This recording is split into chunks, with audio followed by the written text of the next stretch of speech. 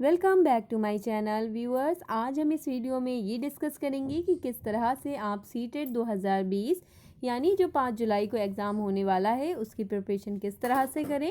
अभी आपके पास तकरीबन 3 मंथ से ज़्यादा का समय है जो कि सफिशिएंट है प्रिपरेशन करने के लिए। आप सेल्फ स्टडी से भी एग्ज़ाम ये क्वालिफाई कर सकते हैं। ज़रूरी नहीं है कि आप कोचिंग के चक्कर लगाएं तभी आप ये क्वालिफाई कर पाएँ एग्ज़ाम। अगर आप घर बैठ के भी अच्छे से पढ़ेंगे, सेल्फ स्टडी करेंगे तो आप इस एग्ज़ाम को क्वालिफाई कर लेंगे। सबसे पहले इसको ये जान लीजिए, इसमें 2 लेवल होते हैं, प्राइमरी लेवल और जूनियर लेवल। प्राइमरी लेवल यानी कि क्लास 1 to 5 का जो टीचर बनना चाहता है वो प्राइमरी लेवल का एग्ज़ाम दे। जो 6 to 8 का टीचर बनना चाहता है वो जूनियर लेवल का एग्ज़ाम दे। इसमें 5 सब्जेक्ट आते हैं, 150 मार्क्स का ये होता है। CDP यानी कि चाइल्ड डेवलपमेंट एंड पेडागोजी, बाल विकास एवं शिक्षा शास्त्र। उसके बाद लैंग्वेज 1 आपके ऊपर डिपेंड करती है, आप जो सी भी चूज़ करें, हिंदी, इंग्लिश, उर्दू। उसके बाद लैंग्वेज 2 उसको भी आप चूज़ कर सकते हैं, इंग्लिश, हिंदी, उर्दू कुछ भी ले सकते हैं, लेकिन दोनों लैंग्वेज आप सेम नहीं चूज़ कर सकते हैं। उसके बाद है मैथ और EVS। मैथ 30 मार्क्स का, ये सारे पोर्शन 30 मार्क्स के आते हैं, टोटल 150 मार्क्स का होता है। प्राइमरी लेवल भी और जूनियर लेवल भी। जूनियर लेवल में भी सेम चीज़ होती हैं, CDP, इंग्लिश, हिंदी सेम ही होता है, यानी कि लैंग्वेज 1 लैंग्वेज 2 आप पे डिपेंड करता है।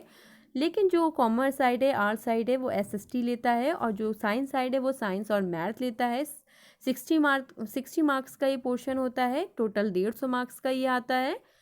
सीटेट का एग्ज़ाम क्वालिफाई करने के लिए आप 2 मेन बातों को ज़रूर ध्यान में रखें। सबसे पहले आप ओल्ड पेपर्स को ज़रूर लगाएं और NCERT बुक से पढ़ें। मैं यहाँ पे आपको क्लास 3 से 5 तक की NCERT EVS के नोट्स दूंगी। मैं इस वीडियो में EVS क्लास 4 की जो बुक है उसको कराने जा रही हूँ। तो चलिए स्टार्ट करते हैं। क्लास 4 की जो बुक है उसका जो पहला चैप्टर है, चलो चले स्कूल यानी कि गोइंग टू स्कूल, इसमें मैंने दोनों ही लैंग्वेज में दिया हुआ है ताकि जो कोई भी इंग्लिश में पढ़ना चाहता है वो इसे इंग्लिश में पढ़ ले। नहीं तो मैंने इसे हिंदी में भी लिखा हुआ है, जो कोई हिंदी मीडियम है वो हिंदी में पढ़ सकता है। बेसिकली जो ये चैप्टर है गोइंग टू स्कूल, इसमें ये बताया गया है कि अलग अलग राज्यों में स्कूल जाने के लिए अलग अलग साधनों का इस्तेमाल होता है। वो कौन कौन से साधन होते हैं, किस राज्य में कौन से साधन होते हैं, उसके बारे में इस चैप्टर में बताया गया है।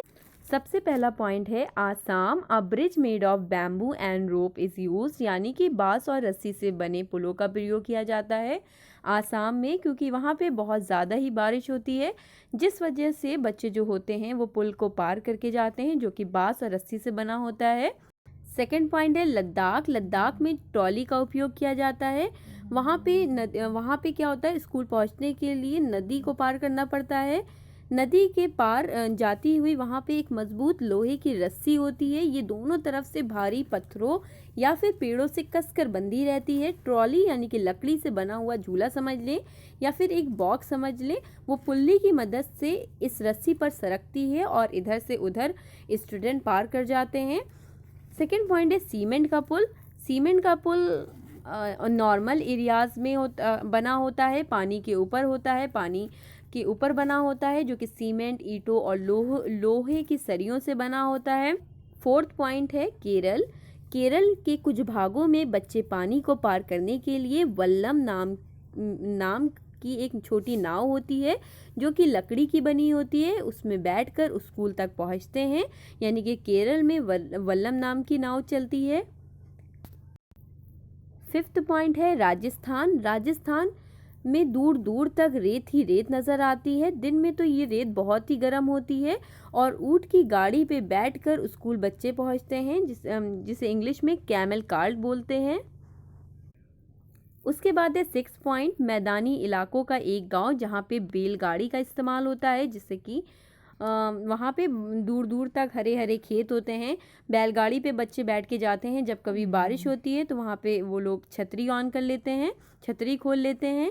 उसके बाद है 7 पॉइंट गुजरात। गुजरात में एक गाड़ी चलती है जिसका नाम होता है जुगाड़, उसका इस्तेमाल करते हैं। 8 पॉइंट है उत्तरांचल। यहाँ पे पहाड़ी इलाके हैं, ऊबड़ खाबड़ रास्ते होते हैं, यहाँ पे वो लोग पैदल ही जाते हैं। उसके बाद जो सेकेंड चैप्टर है कान कान में, एयर टू एयर। कुछ जानवरों के कान बाहर दिखते हैं और कुछ के नहीं दिखते हैं। पक्षियों के जो कान होते हैं वो दिखते नहीं हैं, लेकिन होते ज़रूर हैं। इनके जो कान होते हैं वो सिर के दोनों तरफ छोटे छोटे छेद होते हैं, वही इनके कान होते हैं। ये पंखों से ढके होते हैं, ढके रहते हैं। उसके बाद इसी तरह से सेम छिपकली में भी होता है। छिपकली के भी छोटे छोटे छेद जैसे कान होते हैं जो दिखाई देंगे, लेकिन मगरमच्छ के नहीं दिखाई देते हैं आसानी से। मगरमच्छ के भी छोटे छोटे छेद होते हैं, लेकिन वो दिखाई नहीं देते हैं। उसके बाद जो यहाँ पे 4th पॉइंट लिखा है, जानवरों की जो खाल पर डिज़ाइन उनके शरीर पर बाल होने के कारण होती है। जो जानवर होते हैं उनकी आपने देखा होगा, चीते की खाल कुछ अलग तरह की होती है, शेर की खाल कुछ अलग तरह की होती है, गाय की अलग तरह की होती है। तो जानवरों की जो खाल पर डिज़ाइन होती है ना, वो उनके बालों की के कारण ही होती है। अगर उनके बाल नहीं होंगे तो ना ही उन पे रंग होगा कोई और ना ही डिज़ाइन होगी। ये क्वेश्चन सीटेट 2016 में पूछा गया था। जिन जानवरों के कान बाहर दिखाई देते हैं उनके शरीर पर बाल होते हैं और वे बच्चे देते हैं, लेकिन जिन जानवरों के कान बाहर से नहीं दिखाई देते हैं उनके शरीर पर बाल नहीं होते हैं और वे अंडे देते हैं। यहाँ पे मैंने लिखा हुआ है पॉइंट, वे अंडे देते हैं।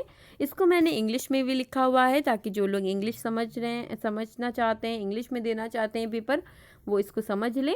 We cannot see a bird's ears. A bird has tiny holes on both sides of its head. Generally, the holes are covered with feathers. Second point है, you will see tiny holes on a lizard's head. Third point है, a crocodile also has ears like this, but we can not see them easily. Fourth point है, the different patterns on the animal are due to the hairs on their skin. अगला point है, those animal whose ears you can see have hairs on their body give birth to the young one. Last point है, those animals that do not have ears on the outside do not have ears on their body, they lay eggs. इस तरह से ये video complete होती है। अगर आपको ये वीडियो अच्छी लगी हो तो प्लीज़ इसे लाइक करें, मेरे चैनल को सब्सक्राइब करें और शेयर करना ना भूलें। इसके आगे के चैप्टर मैं अगली वीडियो में दूंगी।